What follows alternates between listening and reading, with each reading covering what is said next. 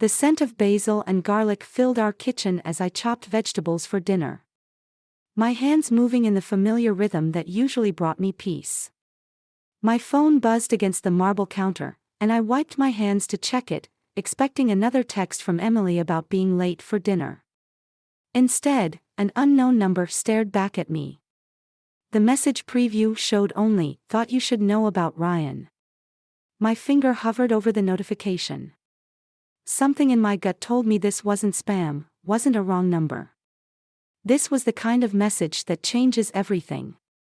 I'm Skylar, and until that moment, I thought I had the life I'd always wanted, 4 beautiful daughters, a successful husband, and a home that echoed with laughter more often than not. The knife clattered against the cutting board as I opened the message. There it was, a photo of Ryan, my husband of 19 years, kissing a woman I'd never seen before. They were standing outside what looked like a hotel, his hand on her waist in that familiar way he used to touch me. "Mom? What's wrong?" Emily's voice cut through my spiral. I hadn't even heard her come in. "Nothing, sweetie. Just a work thing." The lie tasted bitter in my mouth, but I forced a smile. "How was practice?" She dropped her volleyball bag by the door, her eyes narrowing. "You're shaking." I looked down at my hands. She was right. "I'm fine, really." Bull. Emily crossed the kitchen and took my phone before I could stop her.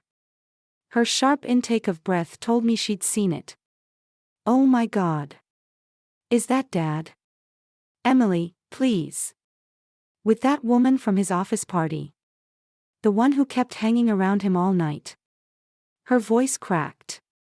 I knew something was off about her. The pieces clicked into place.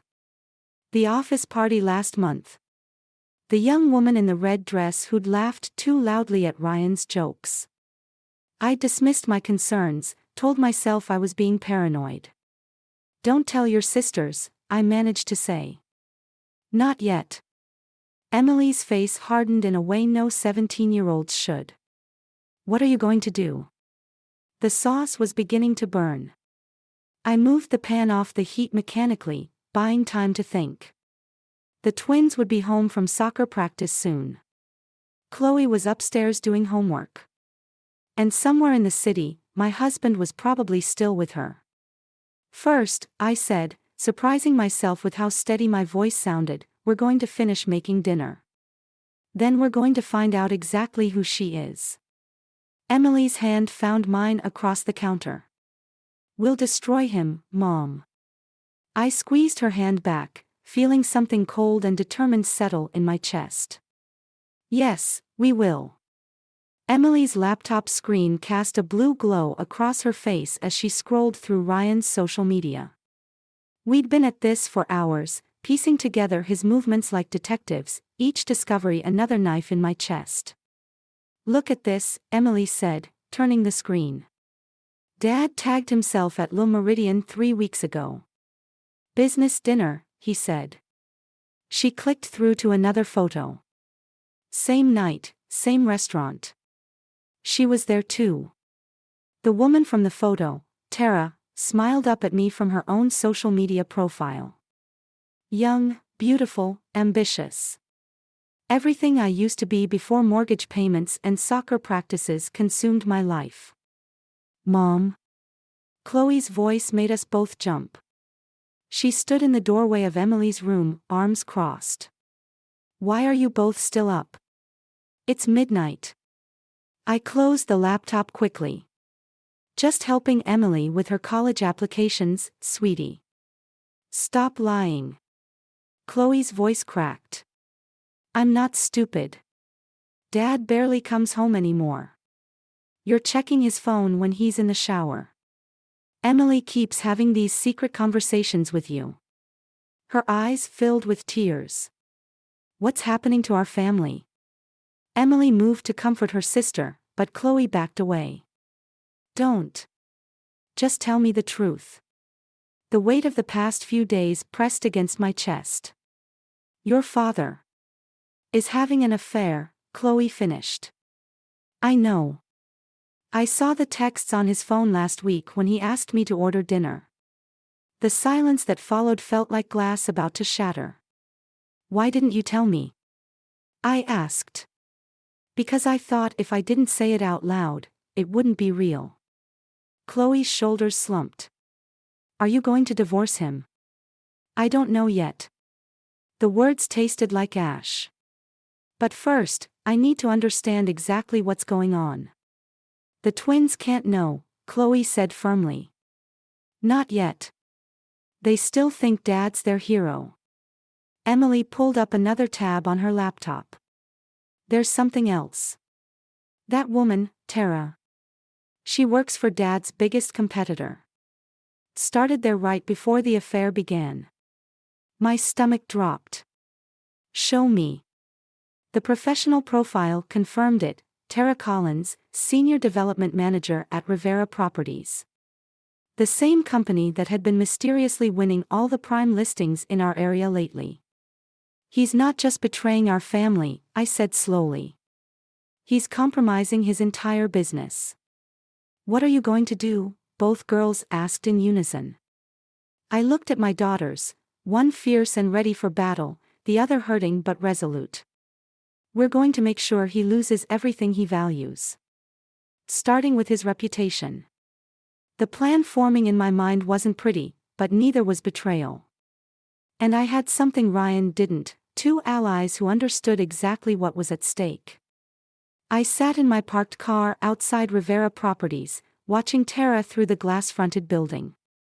She moved with the confidence of someone who knew exactly what she wanted. My hands tightened on the steering wheel as I watched Ryan walk in, carrying 2 coffee cups. My phone buzzed. Lucas, my colleague, had sent the files I'd requested. Found something interesting in those property records, his message read. Call me ASAP. I dialed, keeping my eyes fixed on the building's entrance. Skylar, Lucas's voice was grim. Those listings Ryan lost to Rivera. They're all being handled by Tara Collins personally. But here's the kicker, she's only been licensed for 3 months. That's impossible. Those are multi-million-dollar properties. Exactly. Someone's feeding her inside information. The timing matches perfectly with when their affair started. The pieces clicked into place with sickening clarity. He's giving her his client lists. There's more. Rivera's stock is up 30% since these deals started coming in. And guess who just bought a significant number of shares? My stomach lurched. Tara. No. Ryan. Through a shell company. I watched through the window as Tara touched Ryan's arm, laughing at something he said. But her eyes were cold, calculating. She wasn't just sleeping with my husband, she was systematically destroying his business while profiting from it. Mom? Emily's voice came through my car's Bluetooth. The twins just told me something weird. Dad asked them about their college funds last week. Wanted to know if they'd mind using them for family investments instead. The rage that swept through me was unlike anything I'd ever felt. He's planning to use our daughter's futures to fund his girlfriend's schemes. What do we do? Emily asked. My phone chimed with another message, Chloe, sending screenshots of text messages she'd found on Ryan's iPad. The conversations between him and Tara were explicit, not just about their affair, but about their business dealings. We've got enough to destroy them both, Lucas said quietly. But Skylar, if you do this, there's no going back. Through the window, I watched Ryan kiss Tara goodbye. He straightened his tie, practiced his charming smile in the lobby's reflective glass, and walked out looking like a man who thought he could have everything. Emily, get Chloe and meet me at Lucas's office. Bring the screenshots. My voice sounded strange to my own ears. It's time to show your father exactly what happens when you bet against your own family. Mom? Emily's voice wavered. Are you okay? No, I answered honestly. But I will be. After we're done, he'll wish he'd never met Tara Collins. The dining room had never felt so suffocating. I'd set the table perfectly, Ryan's favorite lasagna, the good wine, our wedding china. The twins chatted about their soccer game while Chloe pushed food around her plate. Emily hadn't touched hers at all. I closed the Riverside deal today, Ryan announced, reaching for his wine glass. Biggest commission this quarter. Really? I kept my voice light. I thought Rivera Properties got that listing. His fork paused halfway to his mouth. What? The Riverside property. Tara Collins is handling it now, isn't she?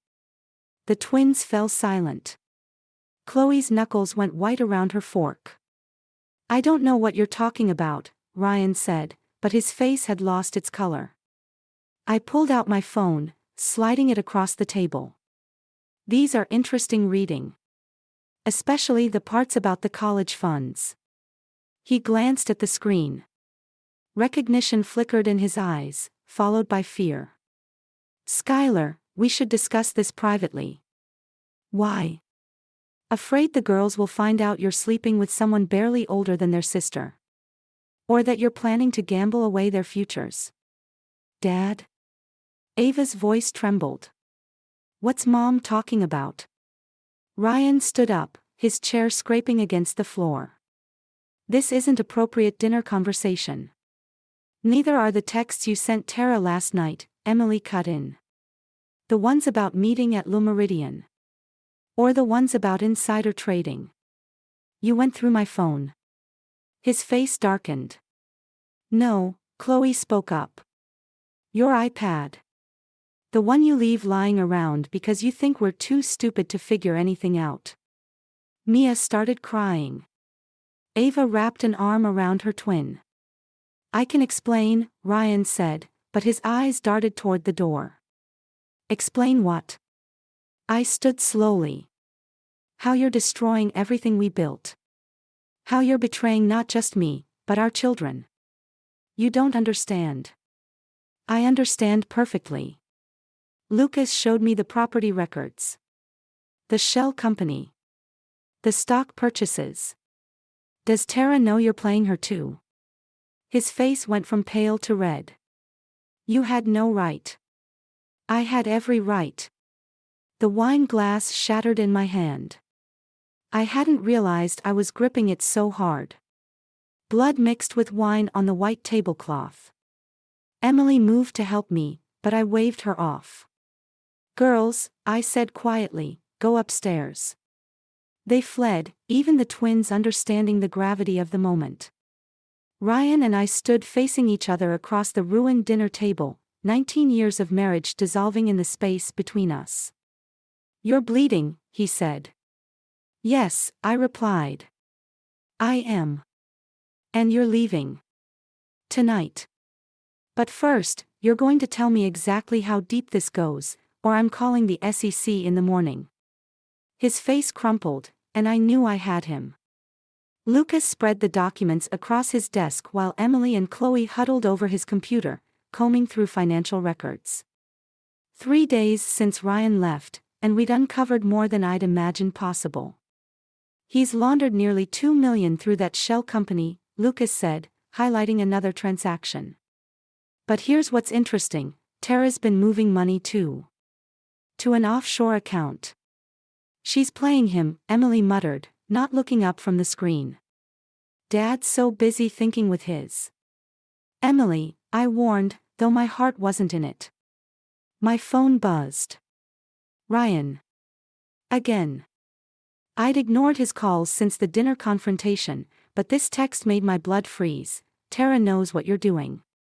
She has dirt on you too. Back off or everyone loses. Mom. Chloe's voice pulled me back. There's something weird here. These transactions. They match the dates of your business trips last year. I moved to the screen. My stomach dropped. Someone had used my identity, my travel dates, to create a paper trail of fraudulent dealings. He wouldn't, I whispered, but I knew better. Ryan had access to everything, my schedule, my passwords, my life. He's framed you, Lucas said quietly. If this goes public, you'll look complicit. The room spun. All my careful planning, my righteous anger, and Ryan had outmaneuvered me. Or rather, Tara had. She'd helped him create a perfect trap. We have to stop, Chloe said, tears in her eyes. Mom could go to jail. Emily slammed her hand on the desk. No. We're not letting them win. There has to be something we missed. My phone buzzed again. A message from an unknown number. Coffee? We should talk. Tara. Attached was a photo of the twins at soccer practice, taken today. The threat was clear. What do we do? Emily asked, seeing my face.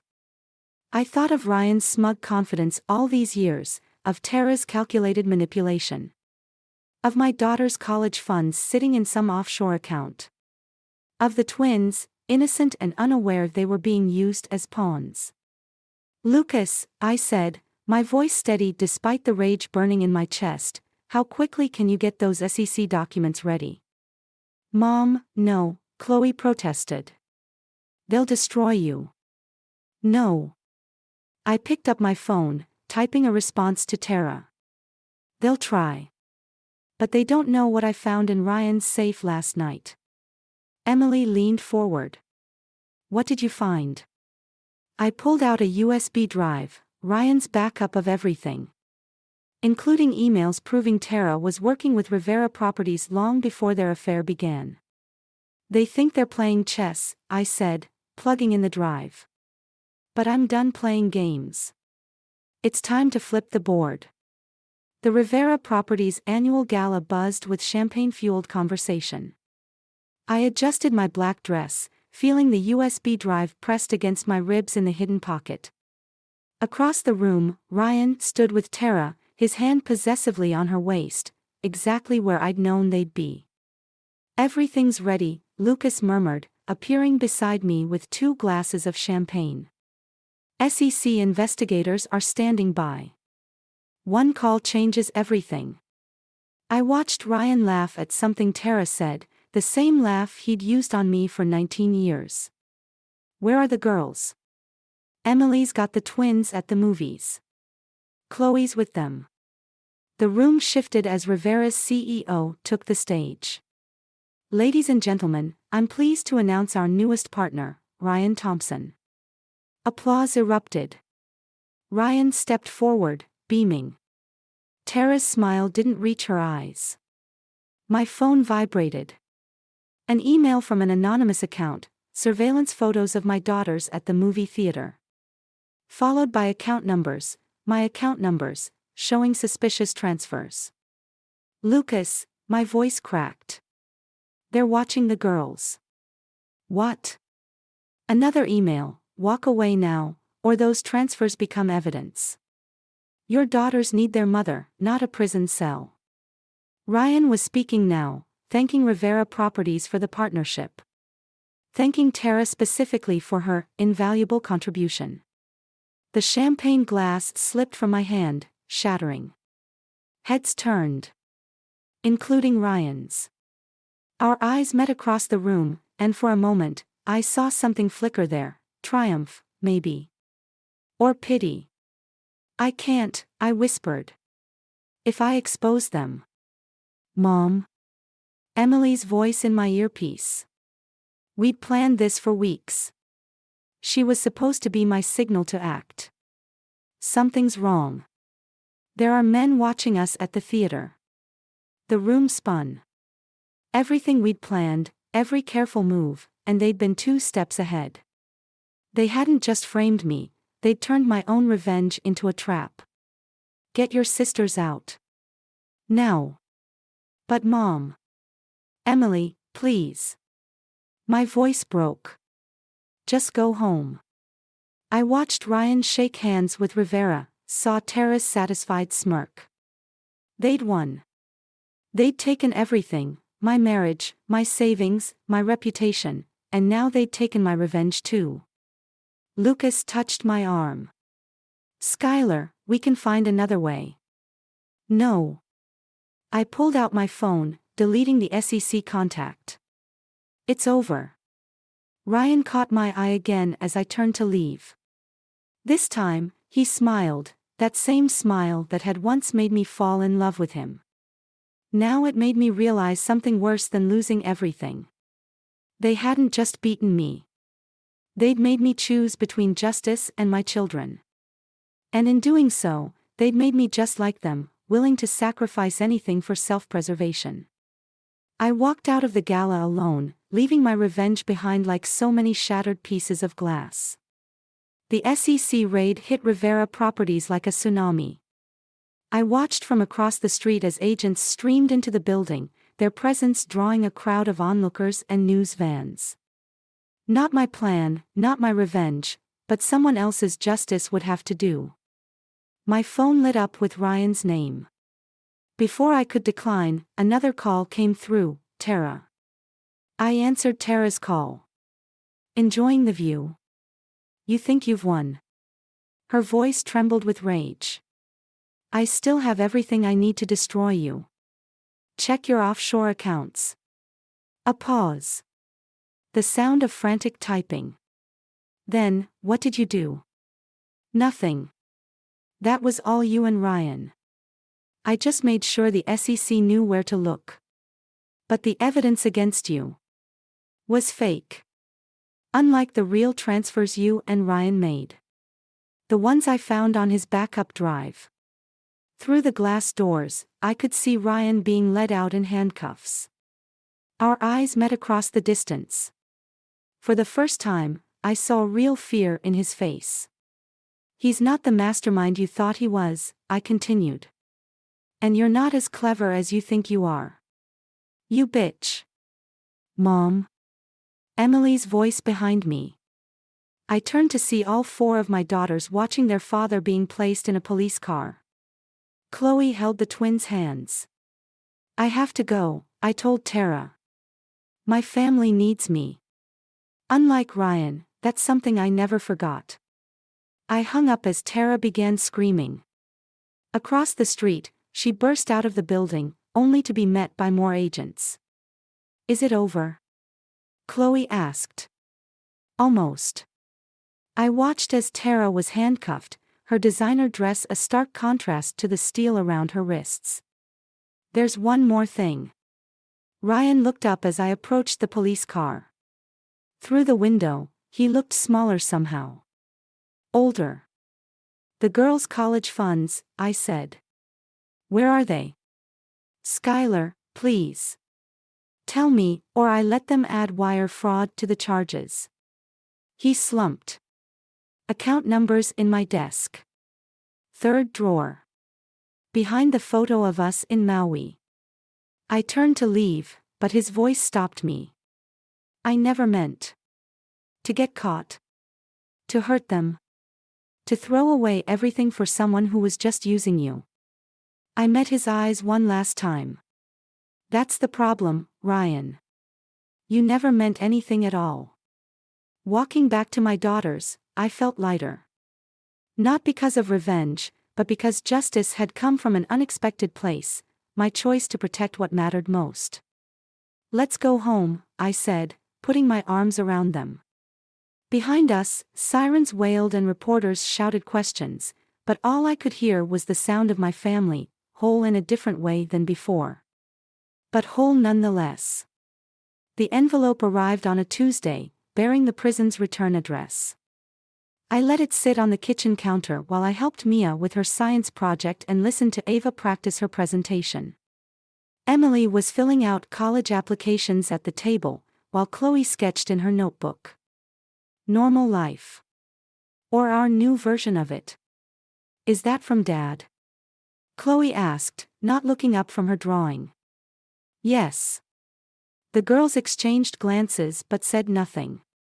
They'd grown used to his letters, though none of them had chosen to read them yet. I opened this one, knowing it would be different. The sentencing had been last week. Dear Skylar, it began. By now you know Tara testified against me. She claims I masterminded everything. Maybe I did. Or maybe I just let myself believe what I wanted to believe, like I always have. Emily's pen stopped moving. What does he say? He's trying to explain himself. I continued reading silently. His words tumbled across the page, about regret, about choices. About the moment he realized Tara had been working with Rivera's competitors all along. The funny thing, he wrote, is that I thought I was protecting our future. The market was shifting, and I was terrified of failing.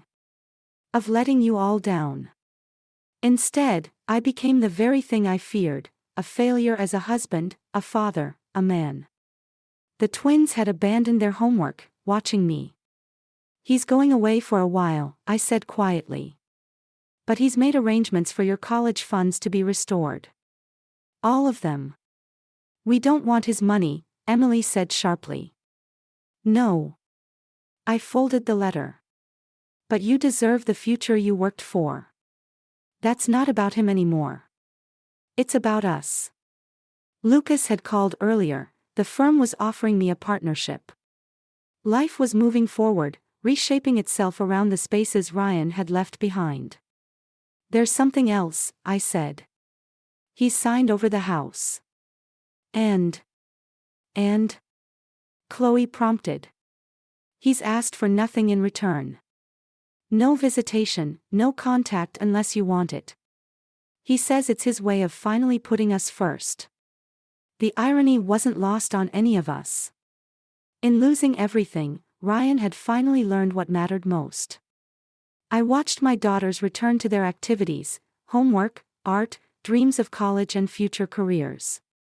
They were stronger now, wiser about life's complexities but not hardened by them. The letter contained one last line: you won by remembering what I forgot, that love means protecting, not possessing. I'm sorry I had to lose everything to understand that. I dropped the letter in the recycling bin. We had dinner to make, lives to live, futures to build. The past could stay where it belonged, behind us, teaching its quiet lessons about revenge, justice, and the unexpected ways healing finds its path home.